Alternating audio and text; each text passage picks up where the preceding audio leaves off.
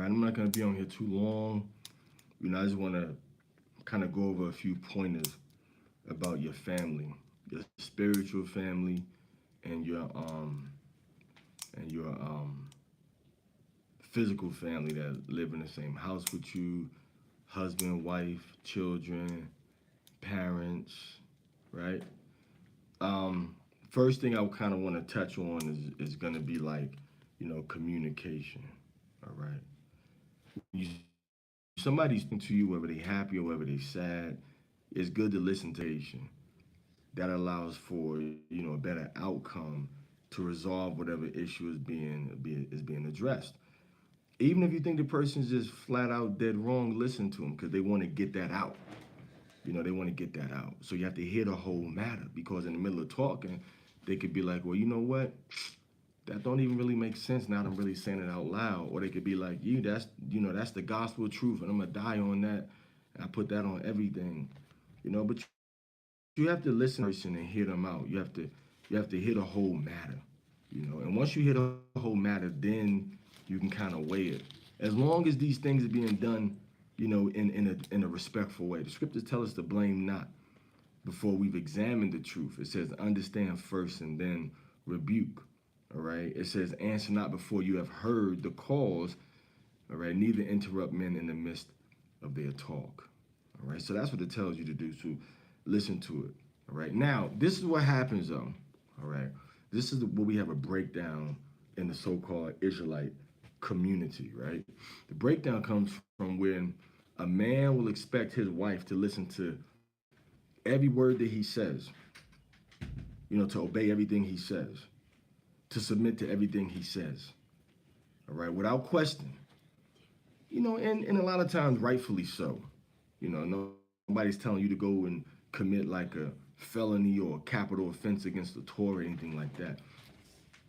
But the problem may come in, at the point where the leadership over that man, according to the Torah, what the Torah allows, the leadership of that man may ask that man to do something, and now the man conducts himself in a way, that's not the same as if, he would deal with he want his own son to deal with him, or in a way that he would not want his wife to deal with him.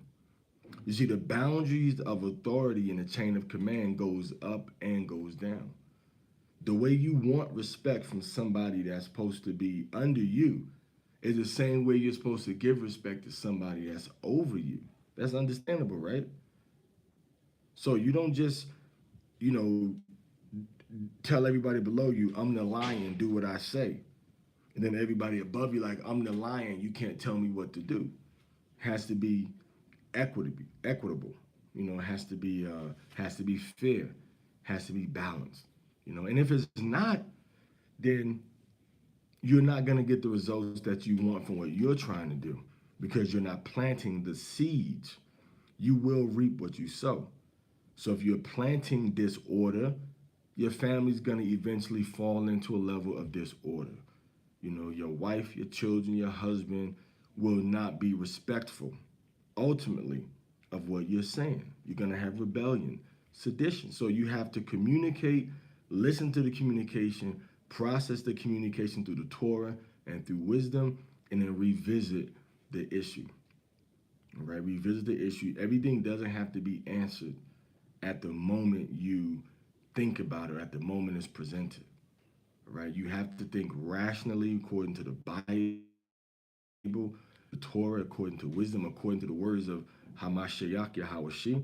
You can't just think with your emotion, your impulsive, negative, aggressive emotions only, because that's what gets us in trouble. We respond, impulsively. So when you're dealing with your wife, when you're dealing with your children, everything doesn't have to be, we're going to do this and fix this right here, right now, especially if anger is rising up in you. You have to reflect and sit back.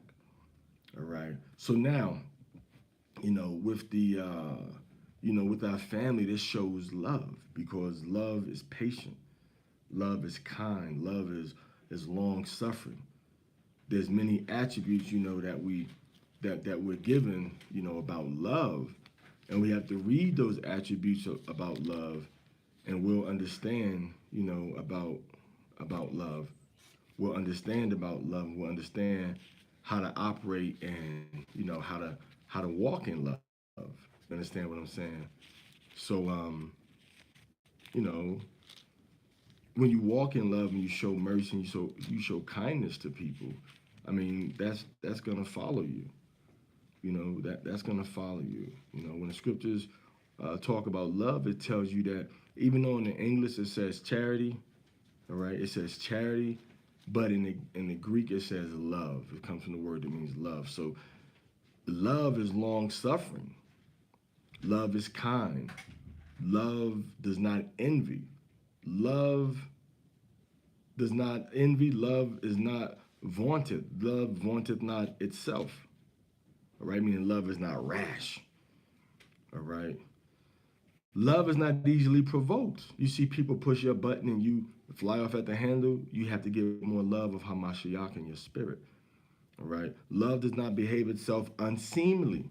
So love does not do and say things and then in retrospect say, well, I shouldn't have done that. I shouldn't have conducted myself like that in an unseemly way.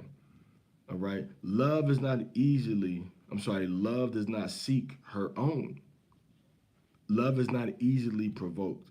Love thinketh no evil. Think evil doesn't mean you don't see evil and process it. Think evil means your mind is not dwelling on bad things. All right. Love does not rejoice in iniquity. So if we see something wrong going on, we're not going to rejoice at that negativity. All right. Love rejoices in the truth. Love bears all things, believes all things, hopes all things, and endures all things in righteousness. Love never fails. All right. So if we love Yahweh and we love Yahweh Shi Hamashiach, their love for us is not going to fail. And our love that we have for each other should cause us to have confidence and rely, on each other. So we have to love our physical family that we have, and we have to love our extended family who we may be studying or learning with and things like that. But even in doing that, love means sometimes you have to, tell somebody something that may be difficult to tell them, especially when it comes to their soul salvation. So, you can't be ashamed to tell somebody this is wrong and you can't do this, you're not supposed to do this. You have to, you have to be bold at times, but humble, at the same time, you know. So, when you're dealing with love, you're dealing with a hob. We're told to love our neighbor as we love ourselves. That means that the same treatment that we would expect to get from somebody is the same treatment we should give that person. The same treatment that we would expect for Yahweh to be glad that we're showing to somebody is the same love we should be giving, to that person. We have to love our neighbor as we love ourselves.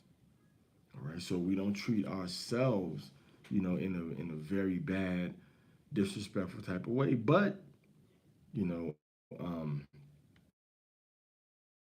open rebuke is better than secret love. Sometimes love calls for somebody to be told or a child to be told. Imagine all your children, nobody knew what anybody was doing wrong. Your child does something wrong, you say, oh, don't do this. All right. Another child does wrong. Nobody's going to know the standard. Nobody's going to know the consequences for doing the wrong thing. But if it's open, well, I told you not to do this and you did it anyway. This is going to be the consequence of your actions. And if everybody knows it, then they're going to respect, oh, I'm not going to do that because this can happen. So we have to be open and transparent when we're dealing with each other as a nation and in our families regarding consequences, for actions. So this is also a form of love. Love is not, hey, I'm going to overlook what you did because I don't want to hurt your feelings. I don't want to get you upset. That's not love. That's actually hate because you're suffering sin upon your neighbor or upon your child or your wife or husband. Now, there seems to be definition in Israel going on with people thinking that if you tell your wife to do something that's against the Torah, that she has to do it, she has to do it, even if it's something wicked. That's not true. That's wicked. That's not righteous. And anybody that's saying that or teaching people that, is not really putting Yahweh first. They're putting themselves before Yahweh. You should have no other gods before Yahweh, no other power. So if a woman's husband is her power that she looks up to, that power is still not before Yahweh. Yahweh still comes first. Yahweh tells you when he comes second. And he tells you when a woman makes a vow and her husband disapproves of it, that then Yahweh would put himself second and that man would be before Yahweh in terms of the relationship with that woman. Okay? So you can't have a woman, that's not love. You can't have a woman doing acts of wickedness or acts of homosexuality or acts of things that are against the Torah because you're mad at her. Or you're going to make her eat some pig bacon because you don't like how she talk you or treat you. You can't have anybody break the commandments of Yahweh. So, you know, um, we have to understand what are the rules that Yahweh gave us and that nobody has the authority to make us break those rules, no matter who they are or what our relationship with them is. They don't have the right to make us break the commandments of Yahweh. All right. So now when we are told to do something, we respectfully and we humbly say, I can't break the law of Yahweh, but I'm willing to take whatever consequence will come my way, as a result of my obedience to Yahweh, and that's what you say, that's what you do, and Yahweh will be on your side, in righteousness. So loving our people, loving your neighbor, loving your children, loving your brother and sister means that when you see that there's a need that's not being addressed, that you try to address it.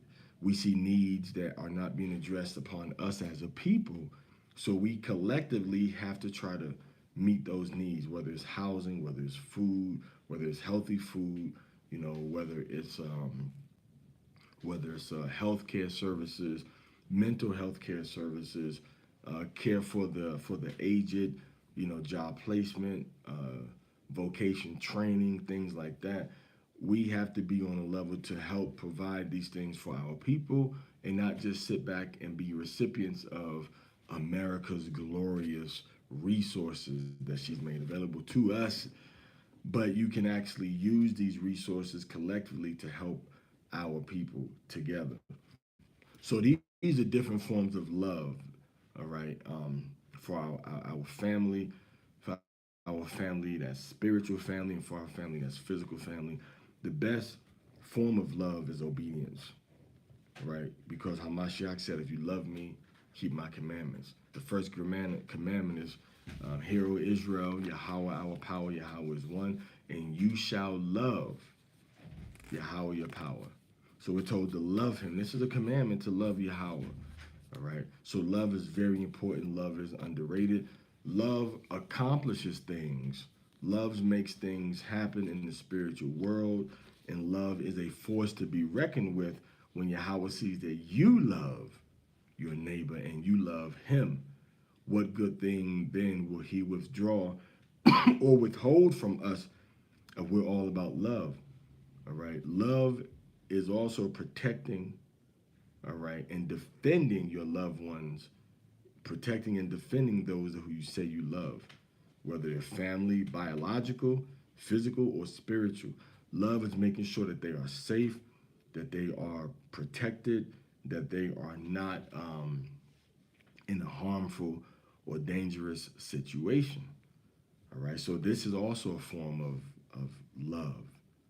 All right, protecting our people. So we have people that are in bad situations. We as a nation have to organize and say, we're going to help change the situation that our people constantly find themselves in.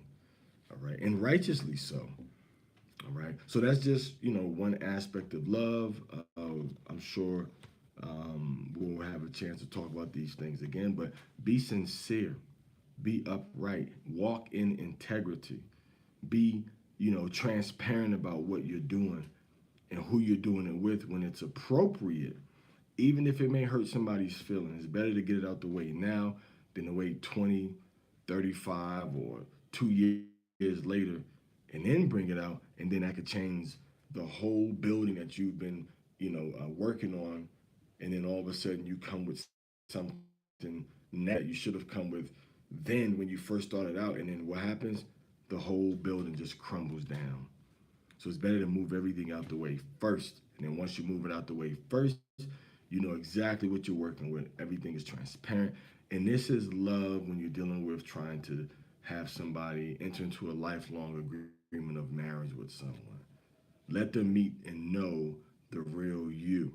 Have enough love for that person for them to see, yes, I'm a bad snorer at night. Yes, I have terrible, terrible gas. Yes, I'm trying to get my halitosis taken care of, but you don't smell it now. Be transparent and open over time before things get too deep with people. Again, this is a form of love. This, you may not look at it, but this is a form of love. All right. Because it tell you that love rejoices in the truth. All right. Love rejoices in the truth. Love rejoices with the truth. All right. So these are forms of love. So I encourage you to read the book of First Thessalonians chapter 13, and then focus on what it says, about love. All right. I love you all. May Yahweh bless and protect you. And name Yahweh Shi Hamashiach. Also, hug and kiss. Maybe you do, maybe you don't. Hug and kiss each other in your household at night before everybody, retires for the evening. Everybody just hug, kiss each other on the cheek, and give everybody a nice, tight, love hug. That helps the body. It helps the spirit. It helps the mind. It releases, it literally releases positive chemicals in your body that make your body healthier. It literally releases things in your body that makes your body, more able to cope with things. All right, that may seem stressful under other circumstances. So just hugging each other and saying "I love you" in English, Spanish, or Hebrew will make a big difference in your relationship with people. So let's try hugging each other a lot more. Also, sincere hugs. Sincere hugs, standing up. Hug your son. Hug your husband. Hug your wife. Hug your daughter. Hug your brother and your sister. Hug each other regularly and tell each other that you love each other regularly, because those words, that emotion attached to those words, and the emotion attached to feeling someone hug you is very, very good for your health, overall. All right. And there's been a lot of studies that show when older people are in retirement homes and you have younger children and babies come in, that it literally can improve their health. All right. It literally can improve their health. All right. So I love you all. May Yahweh bless and protect you in the name of Yahweh Shia Mashiach. Shalom Lakam.